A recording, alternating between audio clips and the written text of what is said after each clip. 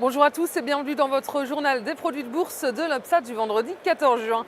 Après 3 séances de baisse d'affilée, le CAC 40 termine sur une note positive. L'indice parisien avance de 0,11%. Il termine quand même en dessous des 3800 points à 3797 points précisément. Le CAC 40 a été porté par des bonnes statistiques américaines. Les gains sont tout de même restés limités à cause du regain des craintes en Europe avec la Grèce et puis à cause également de la révision à la baisse de la croissance mondiale.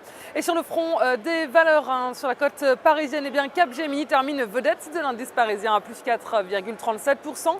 Le fabricant de pneumatiques Michelin ressort en hausse également à plus 1,16%. Et France Télécom en revanche cède du terrain. Il lâche 0,31% et un conseil d'administration devrait se réunir prochainement pour décider ou non du maintien ou non de Stéphane Richard à la tête du groupe. Et outre-Atlantique, New York a repris un peu de hauteur.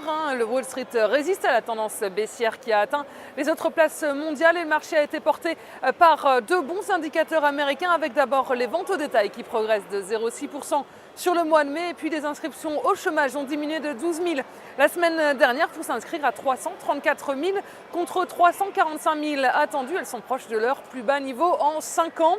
Et les chiffres encourageants qui ont mis de côté les inquiétudes sur la Fed, mais les investisseurs restent sur leur garde avant la réunion la semaine prochaine du comité de politique monétaire de la Réserve fédérale. Et un tour du côté des entreprises aux États-Unis. Le groupe de cosmétiques Coty a fait son entrée en bourse aujourd'hui. Il s'agit de la plus grosse opération d'entrée en bourse cette année aux États-Unis. Et puis, bonne tenue des valeurs technologiques. BlackBerry grimpe de plus de 6%. EMC, Apple et Netflix terminent en hausse également. Et sur le marché des devises, l'euro est stable face au dollar. Un dollar aidé par les indicateurs américains rassurants. Et les volumes sont en hausse sur le marché des produits de bourse avec un peu plus de 29 millions d'euros échangé dans une séance débutée en forte baisse et clôturée donc en petite hausse. Et concernant la répartition par type de produit, les certificats sont en repli à 71% des échanges et les warrants sont à 29%.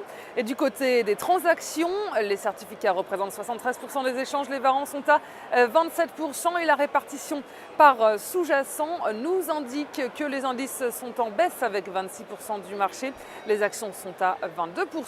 Et selon la répartition des transactions sur les warrants, les indices représentent 46% des échanges, les actions sont à 52%, le taux de change et les autres warrants sont à 1%. Et on s'intéresse aujourd'hui aux fabricants de tubes sans soudure Vallourec. Graphiquement, après avoir buté sur les 43,80 €, le titre s'est retourné à la baisse. Le mouvement de repli s'est accéléré suite au franchissement du support à 40,59 € et la valeur évolue désormais en dessous de ses moyennes mobiles à 20 et 50 jours. Et enfin, l'orientation négative du RSI milite également pour une poursuite du repli. Et Vallourec vise donc 35,20 € et 33 €, et ce tant que le seuil de résistance est à 40,59 €.